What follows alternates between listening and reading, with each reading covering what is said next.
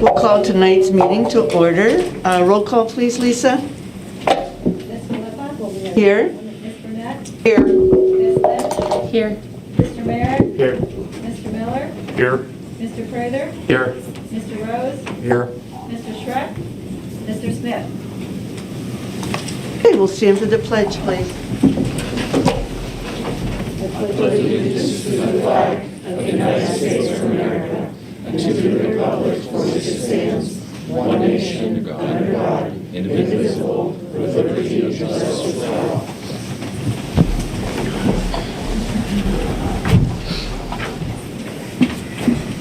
Okay, I'd like to make note of executive session November 15th, 2021, regarding contract negotiations. And before we move on to public comments, I would like just to read a statement regarding public participation. Thank everybody from the public who has come tonight, and we welcome participation always. The school board of the Crawford Central School District encourages members of the public to come to the meetings and present any communications of interest to the district and the school board. However, certain procedures must be followed in order to maintain the civility of this public meeting and the values that the school board upholds when involved in public discussion. As you can see, we have signs posted. We worked really hard looking at what we believe to be core values that drive our decision-making and our conduct. And they are respect, integrity, teamwork, and compassion. And they can be seen on our walls and defined on our walls here in the boardroom. And I encourage people who are entered to look at that and review that and see what drives us. Public speakers will only address topics relevant to the school district or today's agenda, and will refrain from being loud or abusive toward the employees of the district and members of the board. Personal attacks on any individual present at the meeting will not be tolerated. And further, this meeting is not a question and answer session, and members of the board will not answer any question posed to them during the public comment period. The board will review any issues raised by members of the public and respond to them at a later date following internal review. The board president or board solicitor will declare individuals out of order if the speaker strays from the topic, becomes obscene, loud, or abusive, repeatedly attempts to solicit direct answer from board members, or resorts to personal attacks. Those speakers declared out of order will be prevented from speaking further. We thank you again for attending tonight and look forward to your comments. At this time, I am not aware the two people who have called in ahead of time to speak and those that were marked on the sign-in sheet were not regarding topics on the agenda to be addressed at this time. Is there anybody else in the audience that wishes to speak at this time regarding an agenda item?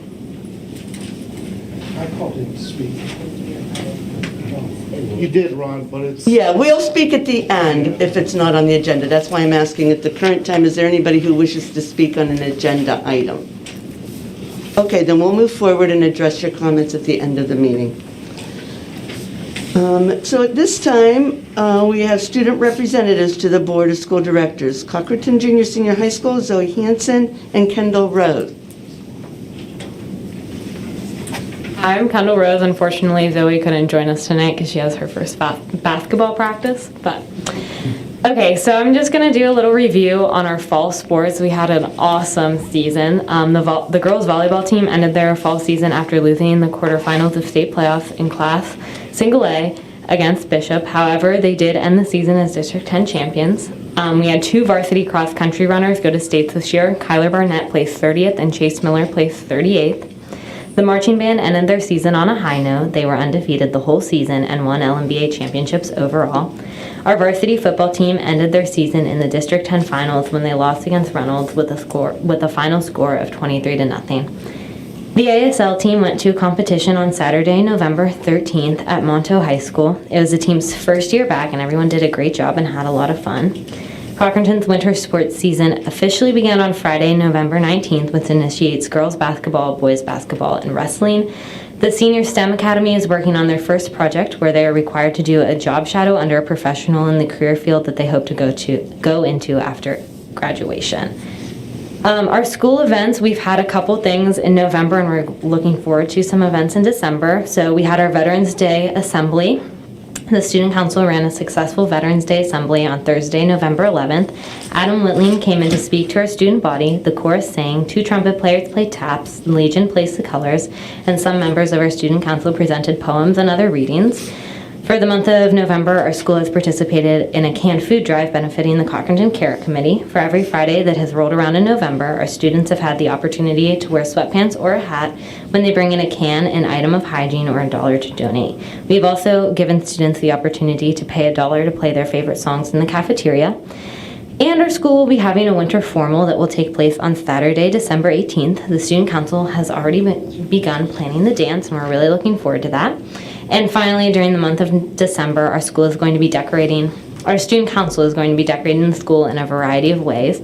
Our Student Council is planning to set up trees around the school, and our student body is going to compete in a door decorating contest with their homerooms. Closer to break, we are planning to participate in a Christmas-themed Spirit Week to boost morale and have some fun the last week of school. Thank you. Thank you. Next is Meadville Senior High School, Kate Amelie and Megan Willis.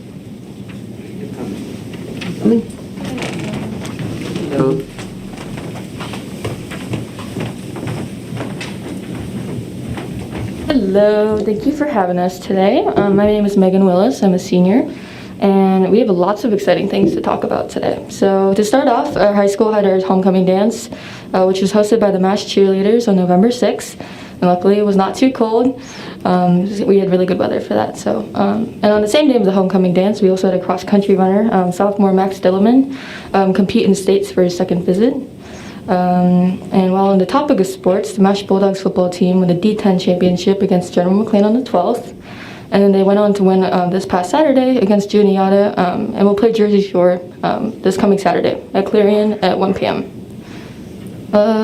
Also, our MASH Key Club, which is like a charity volunteering organization, student run, was able to collect 90 boxes of cereal for families and students in our community. And they also hosted a bake sale to raise money for UNICEF.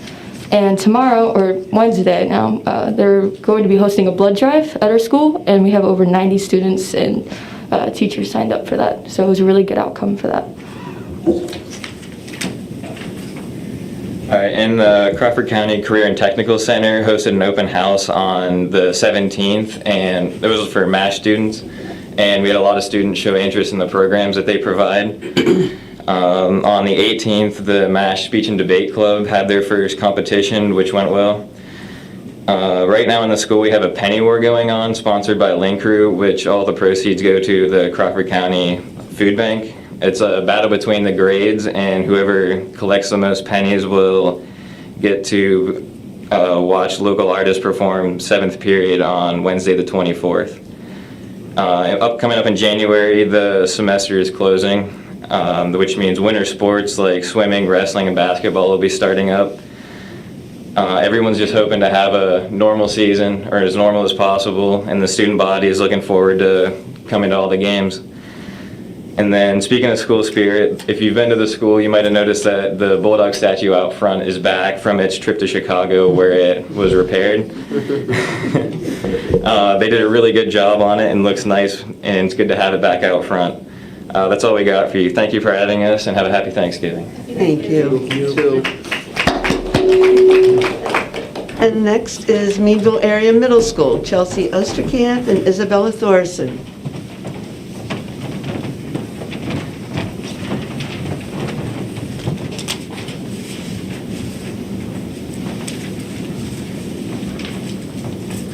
Good evening. I'm Isabella Thorson. And I'm Chelsea Osterkamp. And we are representing Meadville Middle School. The fall sports season ended recently, and the football team closed its season with a record of 3 wins, 1 loss, and 1 tie. Coach Ream was extremely pleased with how hard the team worked and improved throughout the season. The girls basketball team closed its season with a win. The team The team won 3 games and showed great improvement over the course of the season. The winter sports season, consisting of boys basketball and wrestling, begins on Friday, December 1st. We would like to wish our teams the best of luck. Student Council is currently collecting items during the month of December to donate to our local animal shelter. We celebrated Children's Grief Awareness Day on Thursday, November 18th by wearing blue and having students fill out butterflies and memory wall to honor loved ones they lost. A holiday band and orchestra concert will begin on Wednesday, December 1st, and holiday choir concert will be on Thursday, December 9th. Both holiday concerts will be in the Meadville Area Senior High Auditorium and will begin 7:00 p.m. We hope to see you all there. Finally, we would like to wish our students, faculty, staff, administration, parents, community members, and school board a happy Thanksgiving. Thank you very much. Okay, we'll move on to approval of minutes. Be it resolved that the Board of School Directors of Crawford Central School District hereby approves the minutes of the regular board meeting of October 25th, 2021, and Committee of the Whole meeting of November 15th, 2021, and I need a motion. So moved. Jeff, who seconded it? Melissa, thank you. Questions or comments? All in favor? Aye. Opposed? Motion carries unanimously. We'll move on to committee reports. Paula Jo Lynch, please. Approval of PMEA events. Resolved that the Board of School Directors of Crawford Central School District hereby approves the following PMEA events. PMEA District Orchestra in Sharon, Pennsylvania, January 13th to the 14th, 2002, and for MASH with a bill of $736.50. PMEA District Band in Warren, Pennsylvania, January 28th, 29th, 2022, MASH with a bill of $1,186.50, and CJ SHS for $1,341.50.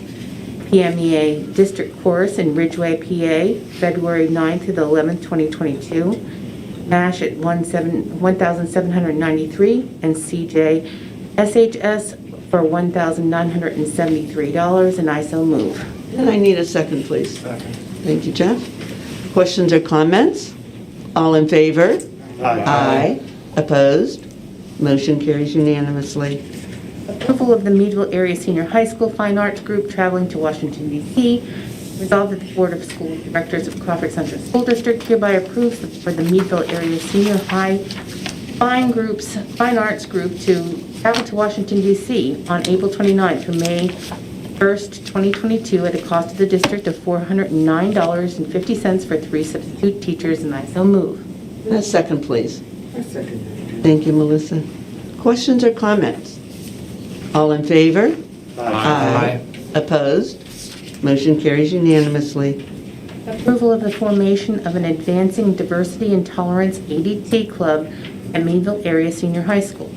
Resolved that the Board of School Directors of Crawford Central School District hereby approves the formation of the Advancing Diversity and Tolerance ADT Club at Meadville Area Senior High School at no cost to the district, and I so move. And a second, please. I second it. Okay, Melissa, thank you. Questions or comments? All in favor? Aye. Opposed? Motion carries unanimously. We'll move on to technology. Ross Prather, please. Okay. Resolved that the Board of School Directors of Crawford Central School District hereby approves the agreement renewal proposal with Questec for the period of July 1, 2022 through June 30, 2027. That's attachment 8 to the agenda, and I so move. And a second, please. Second. Thank you, Paula Jo. Questions or comments? All in favor? Aye. Opposed? Motion carries unanimously. Resolved that the Board of School Directors of Crawford Central School District hereby approves the E-rate services proposal with Questec for fund year 2022 to 2023. That's attachment 9 to the agenda, and I so move. And I need a second. Second. Paula Jo. Questions or comments? All in favor? Aye. Opposed? Motion carries unanimously. Now we'll move on to finance. Jeff Rose, please. Resolved that the Board of School Directors of Crawford Central School District hereby approves the following financial activities: the Treasurer's Report for October, financial statements, and the payment of bills, and I so move. And I need a second. Second. Thank you. Kevin? Questions or comments? All in favor? Aye. Opposed? Motion carries unanimously. And personnel. Well, first reading of policy 236.1 on threat assessment. Skip the Girardi LLP vote? No, we don't. That was with Delwood, and he is not here tonight, so we don't need the abstention. Okay. Okay? Okay, I'm sorry. We'll move on to personnel and policy. The first reading of policy 236.1 on threat assessment, and it's a first reading, so there's no vote. And now we'll move on to approval of personnel schedules. Be it resolved that the Board of School Directors of Crawford Central School District hereby approves the following personnel schedules. Schedule A, B, C, D, E, H, and I need a motion. So moved. Thank you, Oz. And a second? That was Kevin, right? Oh, is that Kevin? Yes. Oh, I'm sorry, Kevin, wrong side. And a second? Second. No, Brian. Questions or comments? I have just one comment. Since I raised questions regarding two staff members going to the AASA conference in February, I feel I need to make a response to that, okay? I did do a little bit of investigative work, and Mr. Washington's aware of it. I emailed Greg Baer, who is of the Grable Foundation out of Pittsburgh, that is funding two of our administrators to go. That foundation has over $400 million in investments. It pays out approximately $9 million last year. You can check the tax records, which I did. I did not see any kind of funky activity or anything, just for my own sake. But what I did is, I was impressed that Mr. Baer took the time out of his schedule to respond to my email, first of all, because I know that there's concern, and I'm going to say it, I know that there's concern with the equity that Learning 2025 has in critical race theory. And the equity that he pointed out to me is not tied to critical race theory.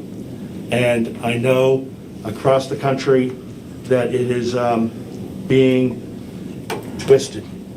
Equity 2025, or equity in this sense, is being used to choose, or not choose, but to help those students that have been left behind, mostly due to the pandemic, that are either missing, they need catch-up, they need help, and that's where the word equity comes in. Did he use the wrong choice of words? I'm going to say probably. But in reading, in a book that he wrote, When You Wonder You're Learning, which I did get a copy of it, I did read it, he goes back to 2007 in some of the programs and stuff that he started in the Pittsburgh area with learning and remake learning and Learning 2025 recently. I see no reason why our administrators cannot go. I understand he is funding it. There's no tiebacks to him. And basically what the Grable Foundation stands for is putting students first. And you two can correct me if I'm wrong on that, because I want to be corrected. And with my half-hour discussion on the phone with him when he did call me, I felt pleased that first of all he took the time to call me. Most people would just brush us off. He's not hiding anything that I can see. And I will say that I think in the utmost interest of him and the foundation he represents, that they are there to invest in students. And if anybody gets a chance to read the book, When You Wonder You're Learning, it's an excellent book. It talks about remaking learning, and I think that if we don't start moving in those steps and approaching education on a new frontier, we're going to be left behind. Because education is not what it used to be when I went to school. I'm going back in the 70s and the 80s. It's different.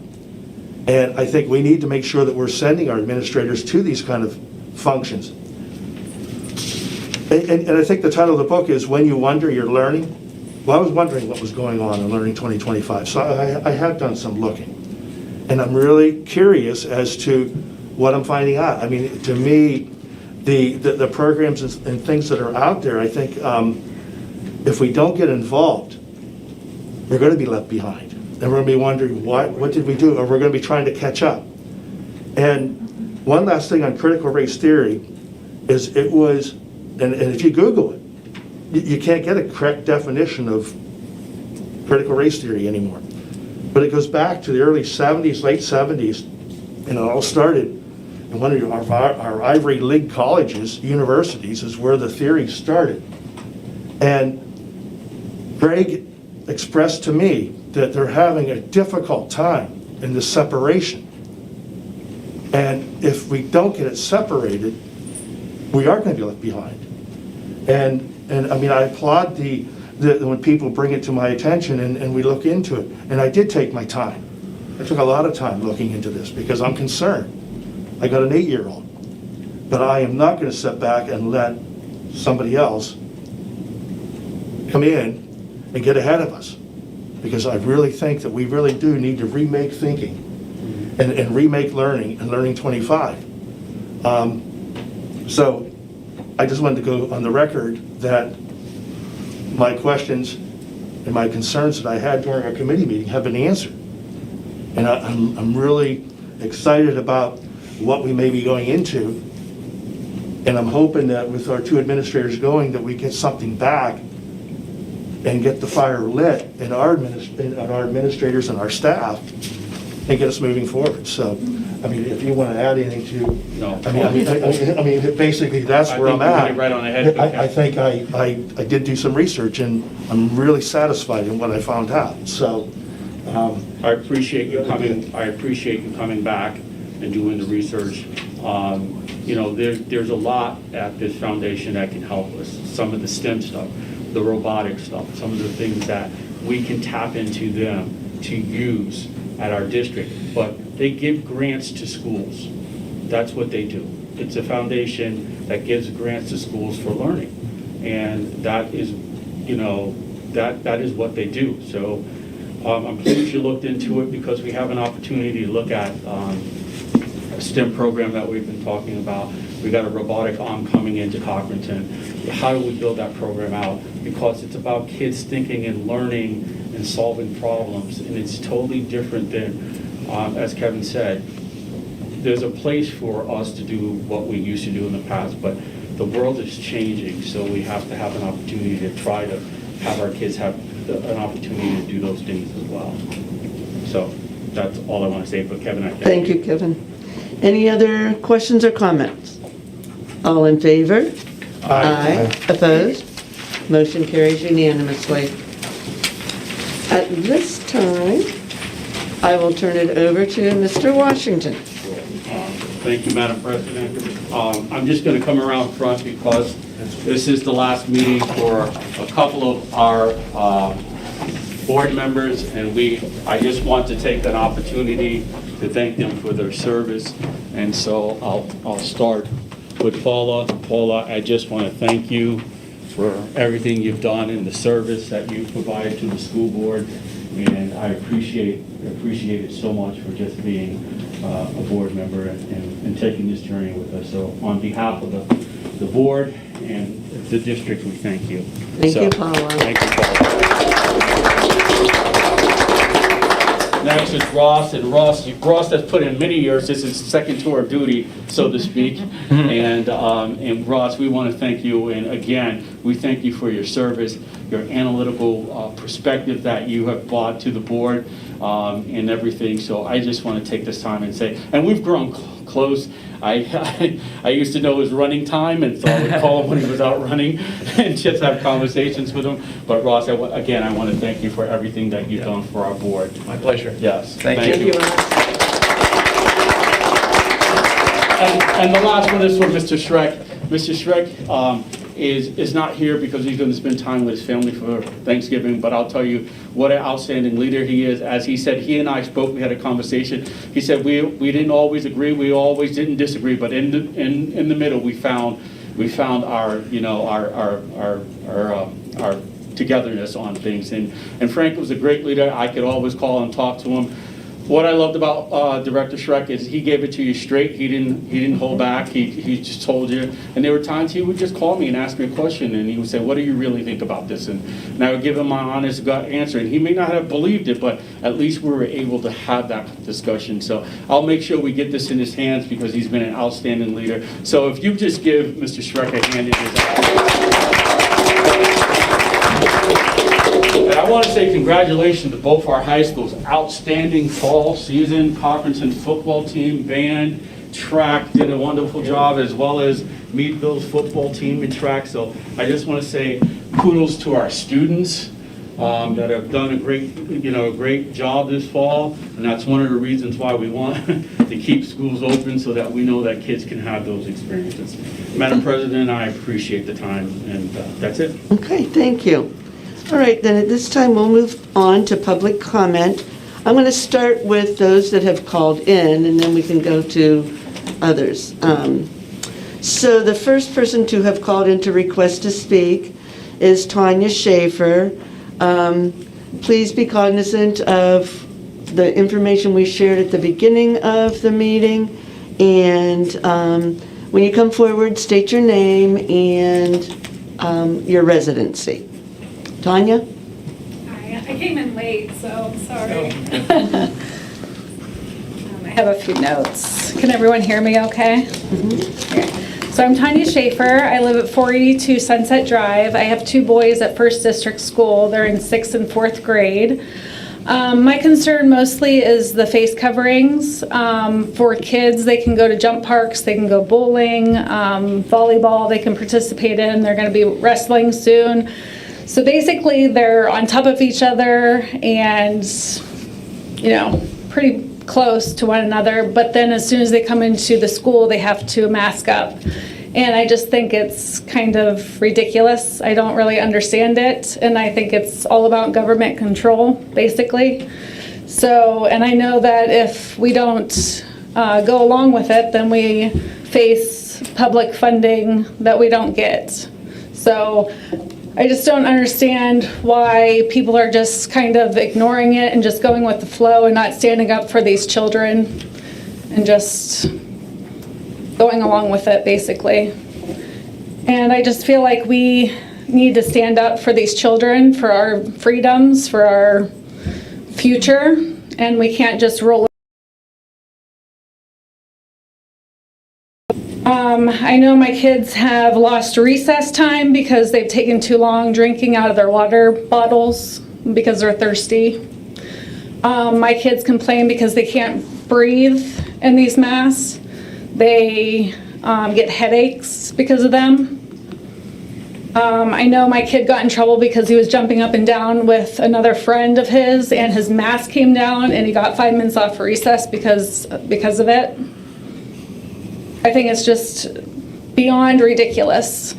I think that teachers and administration is focusing too much on these masks.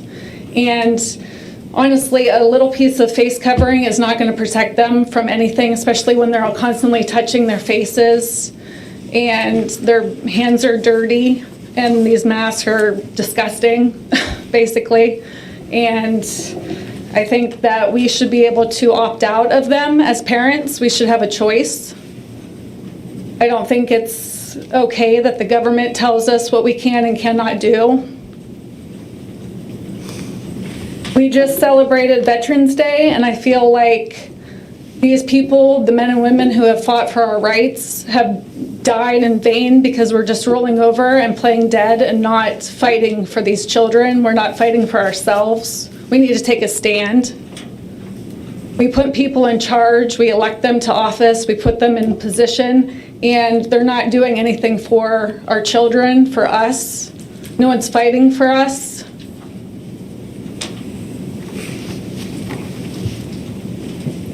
I really hope that December 4th we can get past these face coverings, that we can opt out as parents. And heaven forbid that they push this vaccine on our children, because there isn't enough data, as far as I'm concerned, to see if it's beneficial, if it's deadly. I mean, we need to take a stand, and this is just beyond ridiculous. And if you can't see it, government is trying to control our lives. It's clear, it's evident. And as far as CRT goes, I was raised in the 80s and the 90s, and we were raised to treat everyone equally, love everyone. It's about the heart of the person and not their skin color. And as far as I knew, we were on a good track until the media and everyone else decided to tell us differently. That we should look at people and treat people because of their color of their skin. That's ridiculous. And we should not be funding any type of CRT, and I don't know what it's called these days, and of course it's not going to be clear, black and white on the internet anymore because everyone's anti-CRT. So obviously you're not going to see a clear answer as far as that goes. But we need to take a stand and fight for our children. It's the next generation that we're raising. Thank you for your time.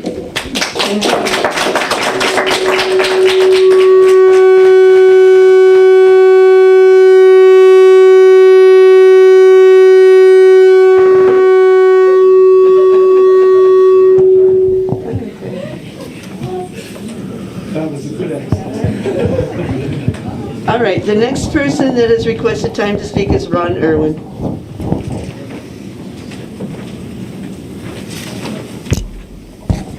I'm Ron Irwin from Cockerton. I requested at the committee meeting that these meetings be live streamed. I don't see any mention of that. Anybody that was at the committee meeting will remember an outburst by an administrator pounding on the table, saying passionate about AASA. Well, I want to say there's several parents that was passionate and is passionate about getting the mask off the kids because of the physical and psychological impact that they're having on them. And not a single parent, none, pounded on the table or this podium or anything. So talk about passion all you want. Kevin, I really appreciate the research you did, because on the Wednesday, February 16th schedule for the AASA meeting, it does talk about diversity, equity, and inclusion. These are the same terms that are used in the CRT language. So maybe there's a separation. That's great. Then understanding how to create a state system-wide action plan roadmap to engage all students in student-centered, equity-focused 21st century learning experiences is also on that day. Whenever you combine that with what you see at the Pennsylvania Department of Education website, it gets really scary. That's all I got to say on that there. We talked about, we had the budget audit. That's where I thought I was part of that agenda because of the budget. And I know it was $81 million in retirement fund shortage. And then they were saying about another $9 million payment. And it was, oh, we just didn't have to report that before. That, to me, is like writing a check out of your checkbook and not recording in the check register. Just because you didn't write it down does not mean it doesn't exist. So my thought is, it sounds like the retirement fund for is bankrupt. And the state of Pennsylvania has its own issues, and for somebody to say, well, you should see Philadelphia, it's worse. That means us taxpayers, we pay taxes all through Pennsylvania. And so we are on the hook for Philadelphia too. So if I was supposed to feel warm and cozy about Philadelphia is worse than our $81 million here, it didn't work. We're also facing a $4 million annual budget shortfall. We're told that some of the money came in from the COVID is going to be basically a sleight of hand, and we'll be able to pay for projects over here to take and move some money from one place to another. And kind of cover that up a little bit, but you know, at the end of this $12 million, what happens to it? And interesting enough, looking into some of the details of a certain administrator's release from Penn Hills. It looks like a general, the auditor, Eugene DePascal, made a statement at the time during the audit that this administrator had a stunning financial mismanagement and illogical business decisions. And I'm not going to read on the rest of that.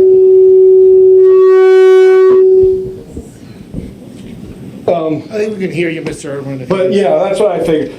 So I'm not going to take and read any more of that, but anyways, what I'm seeing right now in the district is the exact same thing. Stunning financial mismanagement and illogical business decisions. Just as Frank Schreck pointed out, you approved raises for the teachers, for the substitutes and the nurse. I understand that it would make it more attractive.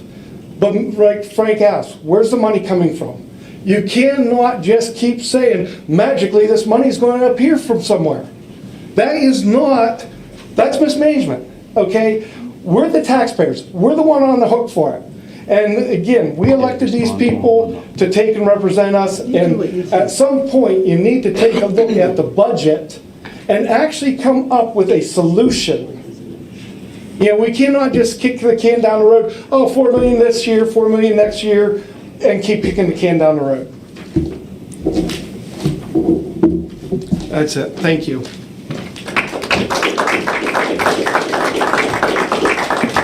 Okay, I think Monica Irwin signed up. Monica, you have, just as a reminder, you have 3 minutes since you just signed up tonight. Okay, understood. My name's Monica Irwin. I'm from Cochranton. I'm going to tell you a quick story. I had a sinus infection over the weekend, not, your business, I guess. However, I was in a little bit of a brain fog with the Claritin I had been taking. So on the other day, I forgot to send my child with a mask. It was not intentional, I promise. She does go every day with a mask. However, as the bus is pulling up, I realized she's not wearing one. It's not on her face. I pull one out of my pocket. I'm sorry. It was used, yes. However, she had a mask to get on the bus, go to school. The nurse threw that one away, gave her a disposable one. Okay, that's wonderful. It fit her face better. However, it fell apart shortly after. She went through 3 of the disposable masks that were provided to her by the district during one school day. What is that really doing? So my point with that is on December 4th, this day will be lifted. I am requesting that you return the choice back to the parents. There's not going to be a mandate saying that you need to. At that point, it is the school board's decision from my understanding, and I, as a parent, am requesting that we go ahead and remove the masks from our children. Furthermore, if you have not already looked into the high taxes of the French Creek residents, the township residents down in French Creek Township, please do. Please don't raise their taxes anymore. I'm not even from French Creek Township. However, I have spoken to those residents. They are struggling. They are asking for your assistance. Please don't raise their taxes anymore. No one needs to have a tax raise coming out of this pandemic. And, we're all experiencing hardships in one form or another. All I'm requesting is that, first off, like I said, the masks come off December 4th with the stay being removed, and that we look into those taxes for the French Creek Township residents for them. We don't want anyone losing their homes because we're taxing them out of them. Thank you. Thank you. Those were the only requests. Is there anybody else who would like to speak? Okay, please come forward and state your name. My name is Jessica. I'm a resident of Cochranton. Just a few brief statements. What's your last name? Oh, McMaster. A few brief statements just from what I've overheard here today. I thank you, Mr. Merritt, for looking into that for us and giving us all the information regarding the administration going to that meeting. Again, I want to state that CRT has absolutely no place in our schools. When you mentioned about that being brought up in the Yale University, that's where it began back in 1970s, that's where it belongs. In colleges and universities where children have mind developed already, they can choose to take that class. It's an elective class. It's not where it does not belong in our elementary schools and our high schools, not at all. They need to be learning the fundamentals and then they get older, college level, they make those choices. I really, really hope that that's not where this is leading. I know a lot of parents, and a lot of parents will be very disheartened if that comes into our schools and potentially pulling kids out. And I would hate to see that for our schools. We have great schools. I graduated from Crawford. My kids, I have 3 kids in the district, one graduating this year all the way down to a first grader. And again, with the masks, December 4th, I also request that the board let us make that choice again. I don't know where it's going to go with, the Governor Wolf going to appeal that decision, who's to say, but, that decision that came down from that court was that it was never should have been in place in the first place. It was never should have been implemented by the health secretary. So I really hope that we make the right decision for these children. Again, my youngest has a really hard time with the masks. He's been, talked to several times. I've talked to Mrs. Kaiser several times. They get breaks, but he's lost recess from his library teacher. When he wouldn't pull the mask up, he told her he was having a hard time breathing, needed a break. She disciplined him and took away his recess. Now, Tom, a first grade little kid needs recess. I mean, it is, and there are scientific studies that say that our children, young children, need that recess time. That's why it's built into their schedule. We shouldn't be disciplining these children. That's not the point of this. So, I just wanted to state that, and thank you all. Okay, thank you. Any other public comment? Any board comment? Yes, I have some comments. First of all, I'd like to thank the people who voted for me. And I want to thank you all for being people that I've not just met but worked with, and giving me a chance to grow professionally and personally. I wish the people that were successful in their election the best of luck. It's a tumultuous time for a school board. I want to talk briefly about Tom and my support of him. Last meeting, he was not pounding in anger. He was pounding with excitement and fervor for the sake of innovation and bringing energy to the school district, and for him to light a fire. Other people in this building have threatened me and threatened him and threatened the media with their anger. So for them to stand here and say that Tom, in his energetic effervescence, has anything to do with a hidden agenda or anything like that is ridiculous.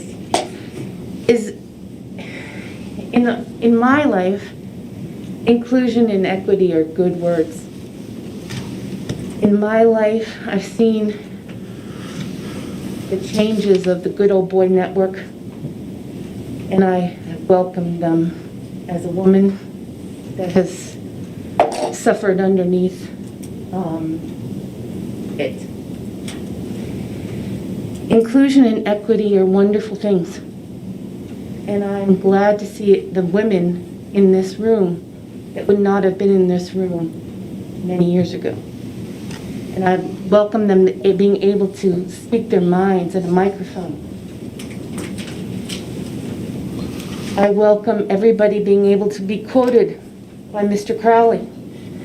You included, you, everybody. Misquoted. It's not your time, Mr. Owen. And as far as Mr. Washington is concerned, he's had a fantastic review. He's had full board support. And there is nothing CRT hidden and talked about behind the scenes here. We bring with us our personal life experiences and what we've seen firsthand.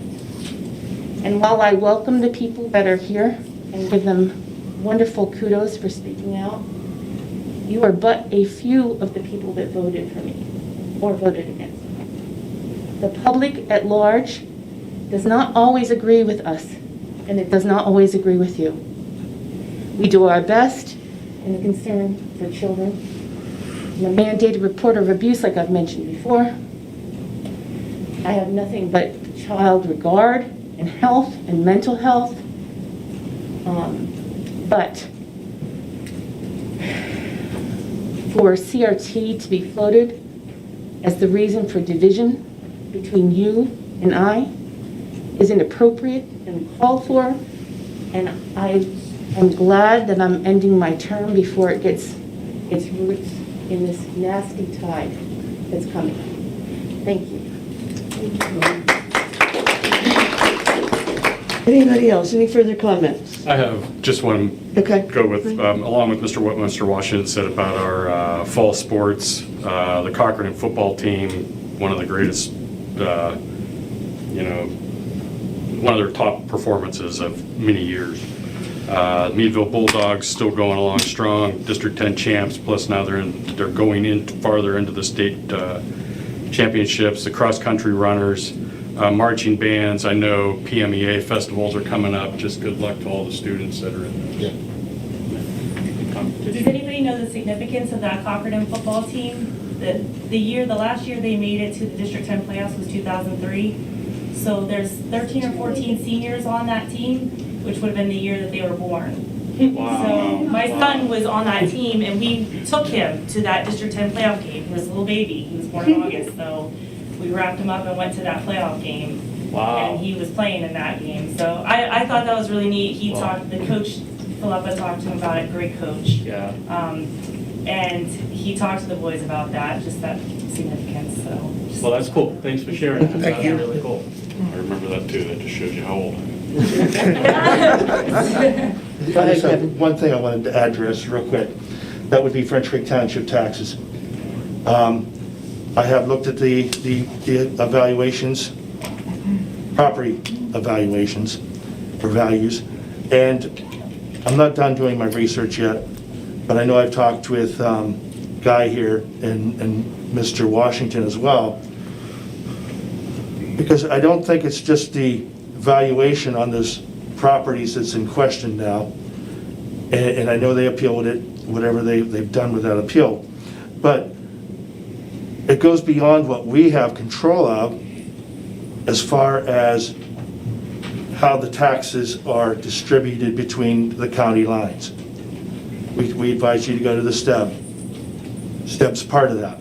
But there's more to the budget process, and I don't want to get into a whole lot of it, but I just want to mention one part. And the one part is, when Guy does his budget, he's typing in the numbers. It's on a program that's provided by the Department of Ed. And in that program, there's a balancing act that's done, not by us, but again, by your state. And this goes back to my times when I was on Pencrest School Board, and we dealt with Plum Township. It's been a long process, and it's been around for a long time. Plum Township was in the same crisis that French Creek Township is in. Higher taxes. It's always been, but they come out to tell you that we're all paying the same. But I'm not sure how that all comes about. I didn't do any comparisons between houses and houses that would sit in French Creek Township and, let's say, Fairfield Township where I live. I did see the numbers where Fairfield Township pays less combined taxes than French Creek Township with the number of houses and residents. But I just wanted to say that it's not on deaf ears here. I mean, I'm hearing you. I don't know how the rest of the board is, but I do hear you, and I think it's something that down the road, I don't think we have the power to change, which we don't have the power to change. It's a legislative body that's going to have to change how that all functions. And maybe you'll be the startup through Park Wentley and Michelle Brooks and Brad Roy to figure out how we can change that. But when you have districts that are in cross-county lines, there just isn't a simple solution that has been in place for the last 30-plus years. So I just wanted to address that it's not on deaf ears here. Okay. Thank you. No, at this point, the public comment period is closed, sir. Let's move on. All right. So be it resolved that there's no further business. This meeting is adjourned at 6:19, and I need a motion. So moved. Kevin, second? I second. Okay, Paula Joe. All in favor? Aye. Aye. Opposed? Motion carries.